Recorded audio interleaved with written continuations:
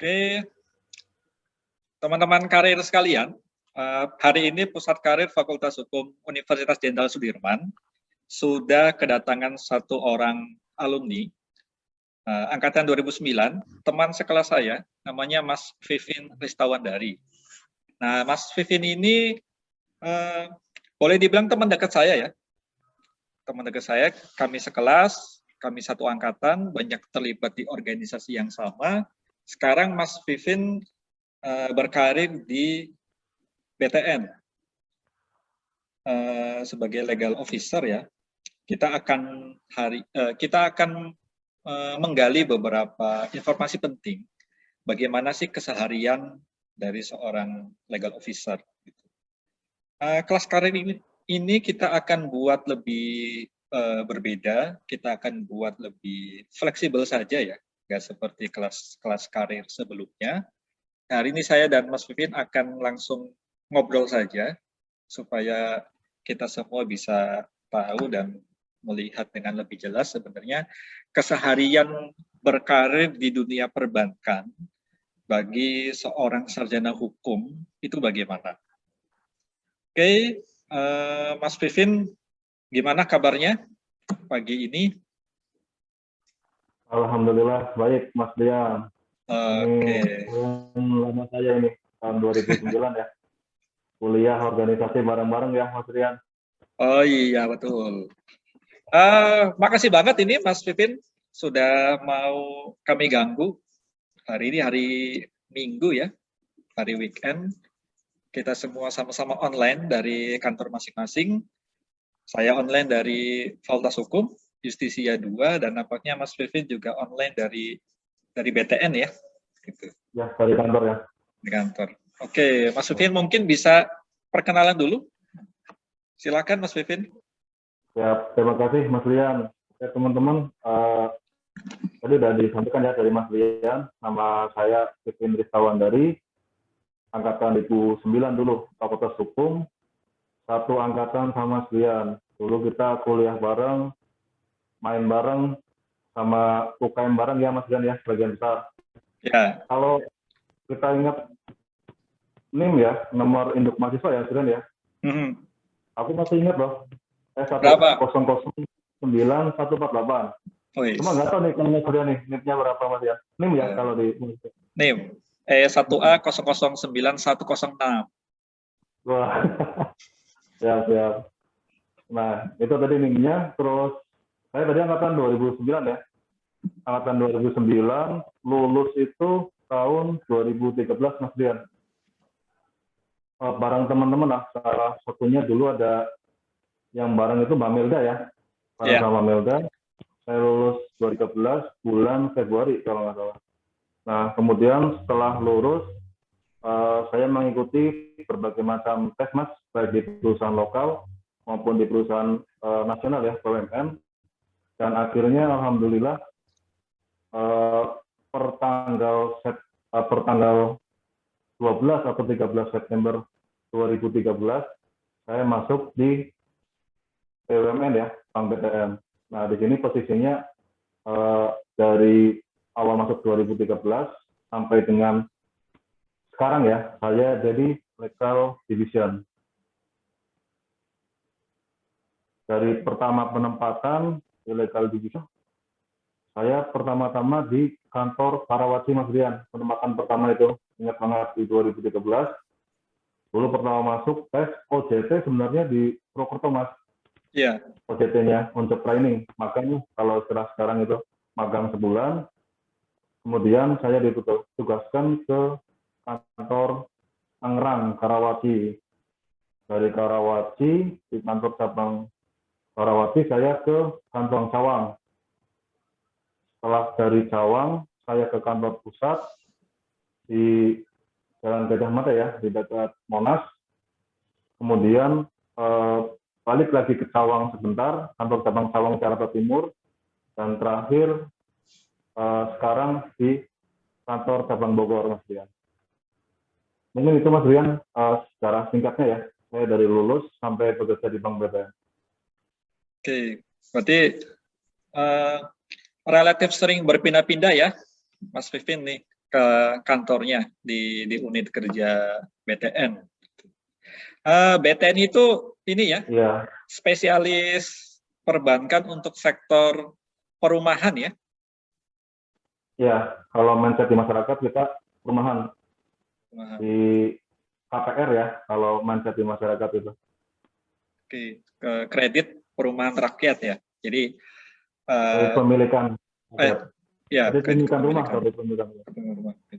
rumah. Artinya sebenarnya orang-orang Indonesia secara umum ya, apabila mengambil apabila membeli rumah dalam skema kredit, nampaknya paling banyak itu menggunakan fasilitas dari BTN ya, nampaknya ya, kalau Iya. dari sisi statistik ataupun angka-angka lain. Gitu.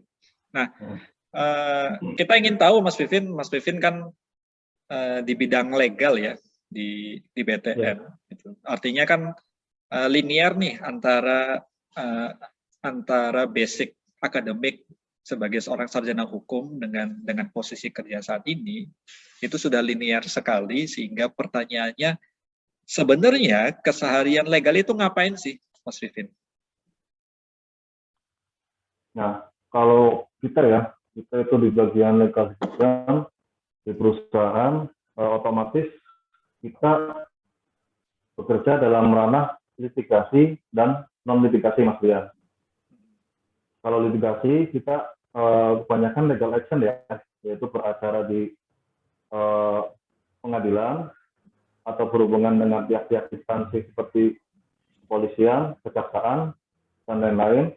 Dan kalau non-litigasi, kita biasanya memberikan legal opini atau legal meeting terkait bisnis di kantor cabang maupun permasalahan di kantor. Dari besarnya itu, Mas Brian. Apakah skop pekerjaannya termasuk ini, memfasilitasi dokumen-dokumen legal, semisal nih ada akte jual beli dan sebagainya, itu termasuk yang diurus legal nggak? Sebenarnya kalau kita itu dalam ranah kalau seperti itu kadang di bisnis ya, itu cuma pada bagian biasanya permohonan kredit, Mas Brian. Kita hanya men-checklist dokumen-dokumen nih, dari ada calon debitur lah datang ke bank, kemudian kita melakukan semacam legal meeting ya, yaitu pertemuan beberapa pihak dari internal kantor maupun dari pihak eksternal, salah satunya calon debitur dan notaris. Nah, di situ kita men-checklist atau cek dokumen-dokumen legalitas yang disyaratkan oleh bank untuk memberikan kredit calon debitur itu. Jadi kalau berbicara aja itu ya mungkin salah satunya yang masuk dalam kategori dokumen permohonan itu. Gitu. Tapi secara keseharian Mas Vivin nggak mengurusi dokumen administratif seperti itu ya. Artinya lebih ke bagaimana menyelesaikan suatu perkara ya, secara litigasi ataupun menyelesaikan perkara secara non litigasi ya. Keseharian nampaknya lebih cenderung ke sana ya. Sebenarnya itu dua pekerjaan ya maksudnya ya. Jadi ketika memang ada permasalahan lah atau kita melakukan gugatan lah, ya kita memang hadir ke pengadilan dalam ranah litigasi. Tapi kalau memang kita dibutuhkan dalam ranah bisnis, ketika unit lain membutuhkan kita melakukan akad kredit ya kita hadir. Jadi memang dua pekerjaan itu berjalan beriringan sih, Mas. Mana duluan yang dibutuhkan ya kita kerjakan gitu. Jadi udah keseharian lah untuk bisnis sama untuk yang di luar bisnis gitu, berperkara di pengadilan dan lain-lain. Kalau secara terminologi jabatan ya, itu menyebutnya apa sih? Legal officer atau legal apa begitu? Secara terminologi jabatan di kantor itu? Kalau di perusahaan itu berbicaranya divisi ya. Jadi kita untuk legalnya itu disebutnya legal division. Legal division aja ya penyebutannya ya. Iya, legal. Sebenarnya kalau kita berbicara jabatan ya memang banyak sekali ya, karena kan jabatan terkadang nyangkut personnya masing-masing ya, grading lah gitu. Tapi kalau misalnya kita berbicara unitnya yaitu legal division. Kalau jabatan ya nanti per personnya masing-masing mas. Kalau berbicara perusahaannya namanya legal division, divisi legal. Gitu. Ya. Sekalian juga saya juga ingin tanya ya, kalau struktur organisasinya di BTN itu mengenal ini nggak, kantor cabang pembantu atau kantor wilayah di provinsi, dia mengenal nggak sih kalau di BTN itu? Ya ada mas. Jadi kalau sebenarnya umum ya, banyak perusahaan memang seperti itu, di BUMN maupun di swasta, jadi mereka pasti punya kantor induk ya, yang kita tahu itu sebagai kantor pusat, dan pasti untuk mempermudah koordinasi mereka punya yang namanya kantor wilayah ya, kantor wilayah, kemudian ada yang namanya kantor cabang pembantu, sama kantor kas. Nah itu nanti tergantung dari kemampuan perusahaan ya, seberapa banyak bisa punya kantor di daerah-daerah. Jadi intinya ada untuk Jadi kantor wilayah, kantor pusat sampai dengan kantor kas. Ya, jadi pertanyaan kita selanjutnya itu, kalau di bawah kantor cabang ya, berarti kan ada kantor cabang pembantu dan kantor kas, itu posisi legal ada nggak di kantor cabang pembantu dan kantor kas? Kalau untuk yang perusahaan saya sekarang ya mas ya, jadi kalau yang untuk perusahaan saya sekarang ini, legal itu adanya di pusat, legal division, kemudian perpanjangannya itu ada di kantor cabang. Jadi cuma untuk saat ini cuma 2, di kantor pusat dan kantor cabang. Di Kanwil provinsi juga nggak ada? Nggak ada legal provinsi? Kita sebenarnya bakal menuju ke sana. Nanti ada juga di kantor wilayah. Untuk saat ini belum. Tapi kantor wilayahnya ada kan, BTN itu? Ada. Ada ya? Ada kantor wilayah. Nah, nanti pasti ada lah nanti suatu saat di situ, di kantor wilayahnya juga. Tapi untuk sementara ini kita masih di kantor pusat sama kantor cabang sebagai perpanjangan. Karena lebih mudahkan koordinasi. Ya, Mas Wivin, biasanya kalau saya tanya ke teman-teman kita yang juga alumni ya, ataupun teman-teman saya di luar lingkaran alumni FH Unsur, itu kalau dengar posisi legal ya, entah itu penyebutannya legal officer, in-house lawyer dan sebagainya, itu cenderung yang dijelaskan itu jenis pekerjaan yang jam terbangnya itu nggak menentu, gitu. Jam kerjanya tidak menentu. Sebenarnya secara keseharian posisi legal itu adalah posisi di kantor yang relatif sering lembur, atau yang jam kerjanya sudah ditentukan sebagaimana jam kantor umumnya, masuk jam 8, pulang jam 5. Itu keseharian Mas Wivin gimana? Ya, kalau untuk jam kerja sendiri ya Mas Ben ya. Jadi kalau jam kerja sendiri itu kita ya memang sudah diatur secara umum oleh perusahaan Mas Rian. Kalau misal ini beda ya. Sekarang itu lagi ada pandemi ya. Kemudian lagi ada PPKM. Kalau kita berbicara jam normal ya, kalau nggak ada pandemi PPKM, kita itu sudah ditentukan sama perusahaan dari jam 7:30 sampai jam 4:30. Nah, berbicara masalah lembur atau tidaknya, itu nanti kan kita mengetahui dari lot kerja kita gitu. Kalau misal memang lagi banyak, ya kita memang biasanya lembur.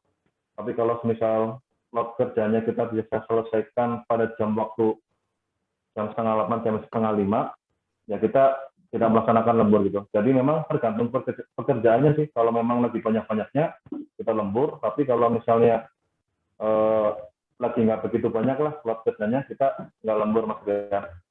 Mengikuti jam kerja biasa. Oke, artinya sebenarnya fluktuatif ya, tergantung bagaimana keadaan di kantor, dan kayaknya sebagai pegawai kita juga dalam posisi nggak memungkinkan untuk menolak pekerjaan ya. Artinya kalau misalkan lotnya udah penuh sehingga kita harus lembur ya, mau nggak mau harus lembur kan ya, keseharian. Iya begitu. Betul, lotnya besar, kemudian yang namanya pekerjaan kan ada tenggat waktu ya. Kalau misal memang pimpinan kita mengharuskan itu harus selesai besok gitu ya, paling paling tidak kita sudah lembur malamnya gitu.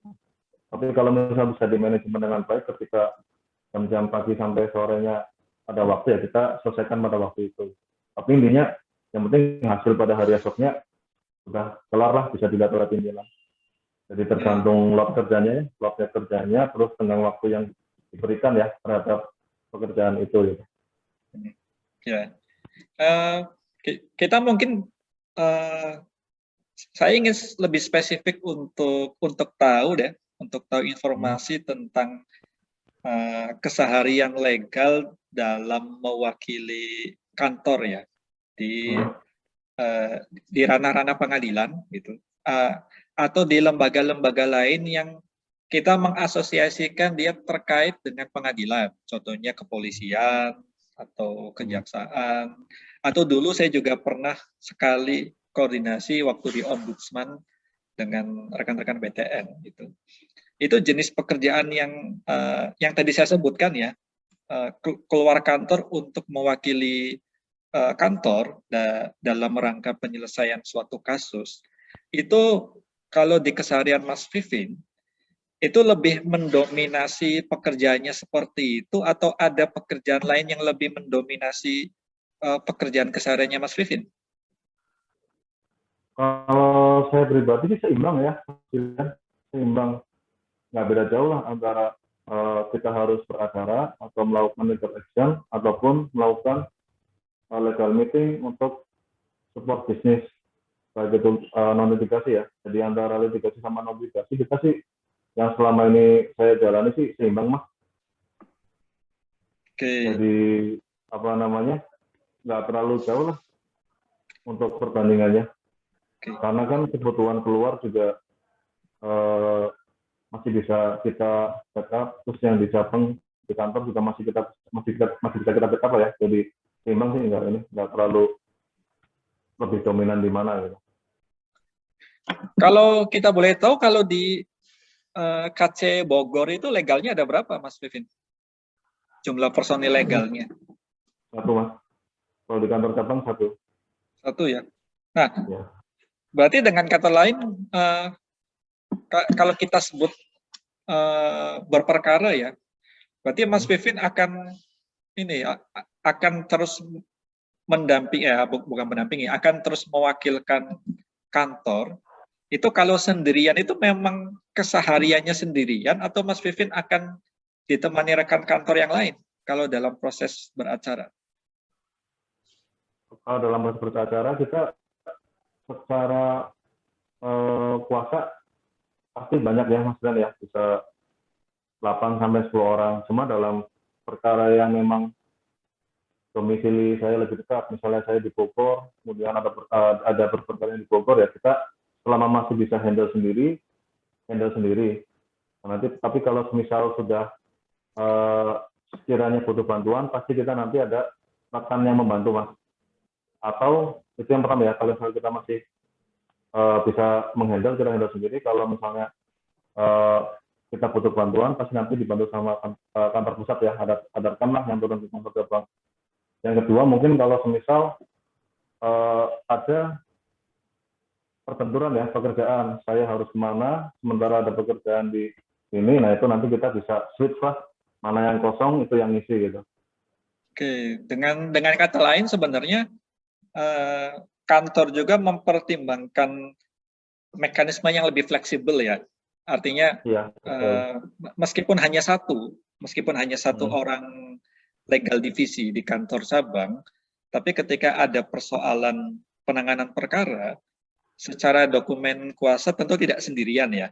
Dan dalam pelaksanaannya ketika ada kendala-kendala teknis sehingga Mas Vivin yang seorang diri nggak bisa mewakili perusahaan, maka perusahaan atau kantor menyediakan bagaimana caranya harus ada orang lain yang menggantikannya, begitu kan ya kurang lebihnya. Iya betul. Nah, jadi yang penting kan dalam situasi itu ada beberapa orang kita ya silakan. Awal-awal ya pekerjaan seperti ini kan juga pasti dirasakan Mas Vivin sejak tahun pertama di BTN kan ya? Iya. Nah, jadi pertanyaan menariknya gini, Mas Vivin.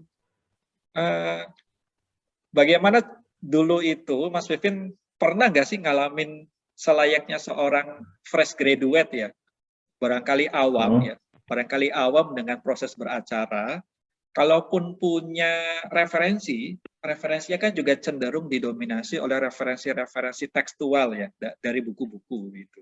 Sedangkan di depan ini sudah disodorkan perkara yang katakanlah besok itu harus datang nih, besok harus datang ke pengadilan, harus mengajukan eksepsi ya, gitu. Ya, Itu suasana batinnya waktu itu bisa diceritakan nggak? Dan bagaimana kompleksnya masa-masa itu dan bagaimana cara Mas Vivin menuntaskan hal demikian? Gitu.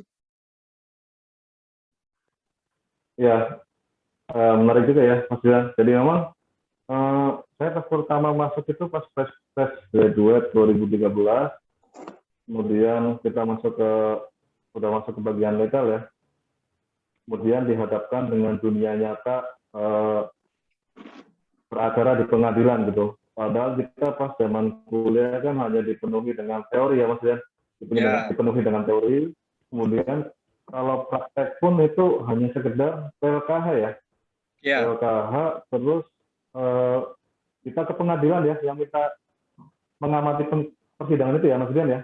Yang dibentuk beberapa kelompok terus kita datang ke ini ya, ke pengadilan gitu. Nah, dua itu aja sih yang kalau kita dapatkan di kuliah secara praktek ketika memang jadi fresh graduate yang dipenuhi dengan teori, kemudian kita masuk dunia kerja, kita dihadapkan, ya saya pernah pasti mengalami itu gitu. Jadi masuk kantor, kemudian dapat telaas panggilan sidang gitu ya.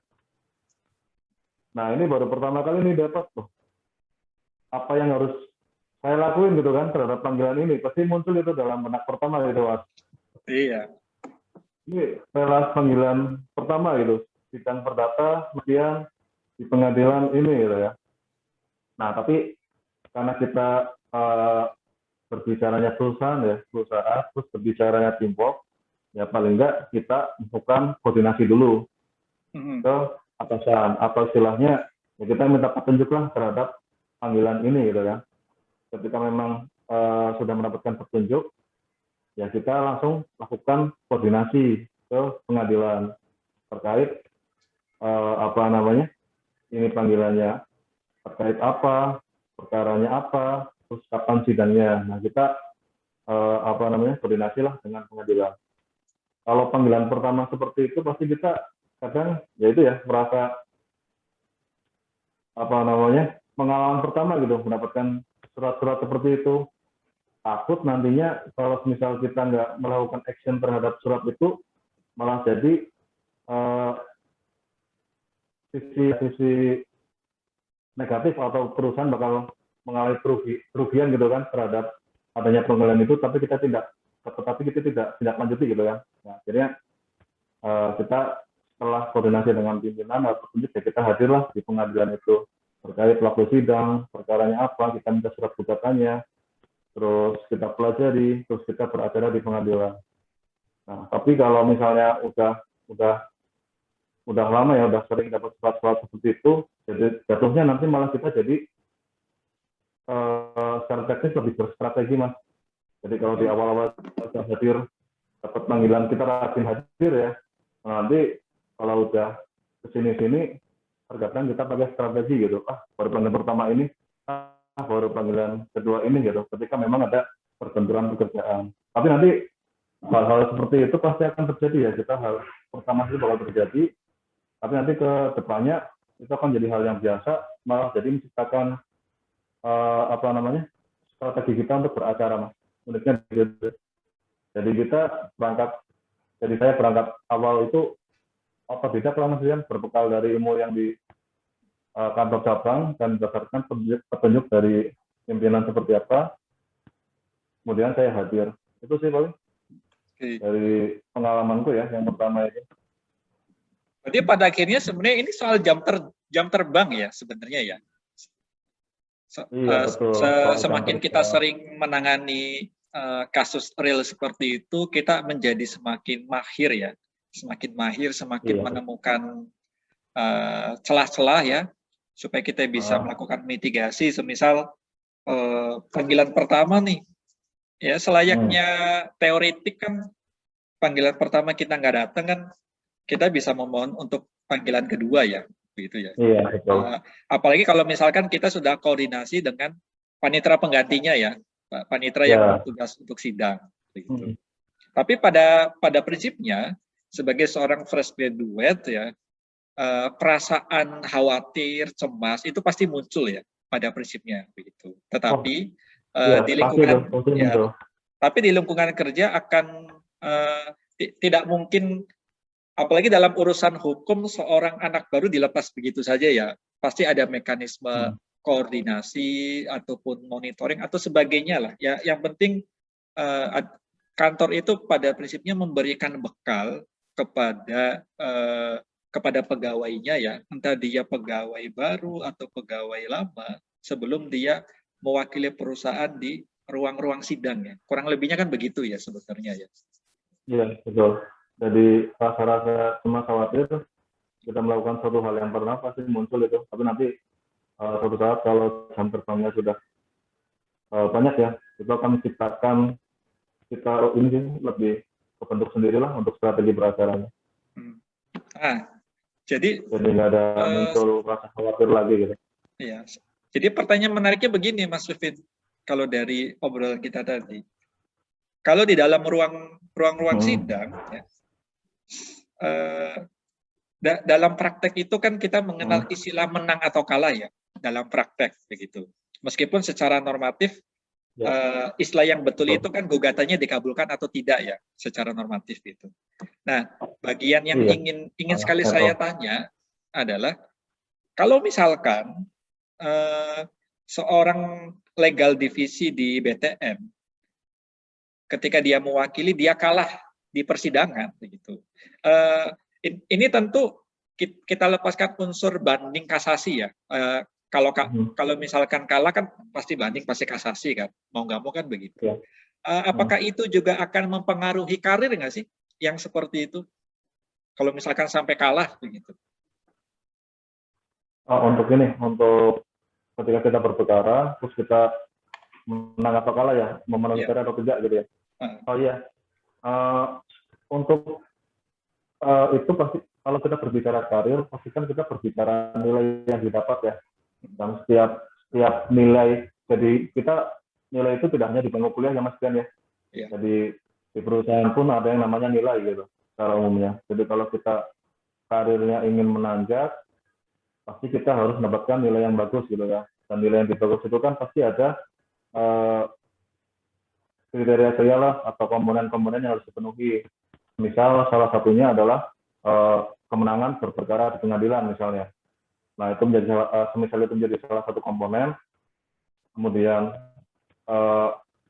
kita menang gitu ya, dan itu memberikan nilai terbaik buat kita, otomatis karir juga akan melesat gitu.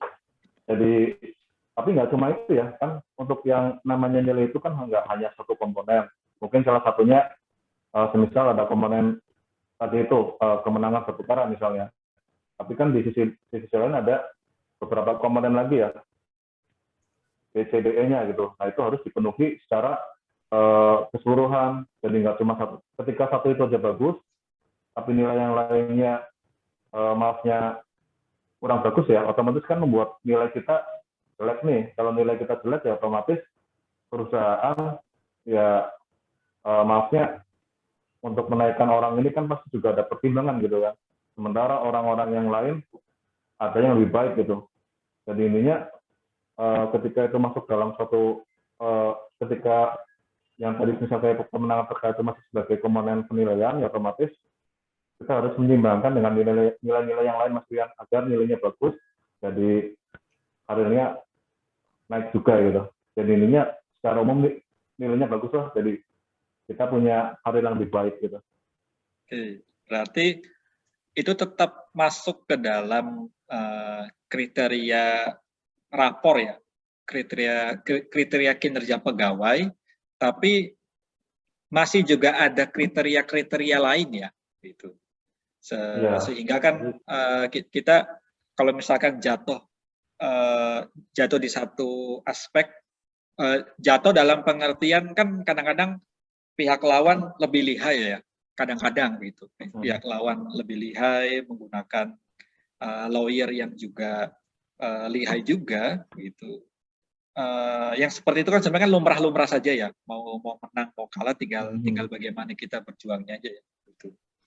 Iya, betul. Terus pernah nggak sih BTN khususnya di kantor cabang Bogor ya, dalam menangani perkara itu dia mensubkan ke lawyer yang bahkan bukan bagian dari BTN, gitu. Bukan dari kantor pusat, tapi dia meng-hire lawyer dari luar, pernah nggak sih? Setiap perusahaan pasti sebagian besar ada Mas Rian untuk mensubskan suatu pekerjaan ke lawyer eksternal ya.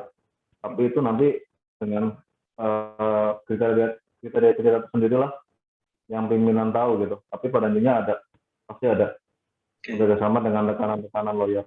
Tapi untuk kriterianya itu tergantung dari pimpinan ya, yang punya kewenangan untuk mensubskan ke siapa-siapanya dan perlu atau tidaknya menggunakan lawyer ini dalam satu permasalahan. Tapi yang seperti itu jarang ya? Jarang nggak sih yang seperti itu? Kalau dibilang jarang, bisa dibilang jarang, tapi adalah ya? beberapa yang memang, ya, dan pasti perusahaan-perusahaan lain pun seperti itu, Mas. Ya. Pasti ada inilah kerjasama dengan lawyer-lawyer rekanan di luar perusahaan itu sendiri. Ya, maksud saya begini sih, BTN sebagai suatu perusahaan itu kan punya legal divisi ya, yang sebenarnya secara keseharian mahir dalam mewakili BTN di persidangan. Gitu. Tapi kan kita sebagai yang dari luar BTN ya, selayaknya pemerhati hukum secara normal gitu. Kadang punya pertanyaan begini kan, apakah dengan jumlah SDM yang ada itu apakah juga tetap memungkinkan entitas korporat seperti BTN tetap meng-hire lawyer lain gitu. Ya, kita nggak bilang Hotman Paris ya, begitu. Kita cuma pengen tahu aja bahwa jawabannya praktek seperti itu ada ya, gitu ya. Praktek seperti itu ada dan relatif jarang karena keseharian pun juga pasti rekan-rekan di legal divisi kan juga sudah backup betul dan memang kesehariannya itu kan. Iya, betul. Jadi kadang kalau kita mau pakai lawyer rekanan ya kita ya itu tadi ya, pertimbangannya pada pimpinan. Terus kadang kan memang dengan jumlah personil legal yang sekian dengan kantor yang banyak ya di seluruh Indonesia, nah itu kadang menjadi salah satu pemikiran kita ya untuk menggunakan lawyer rekanan di luar.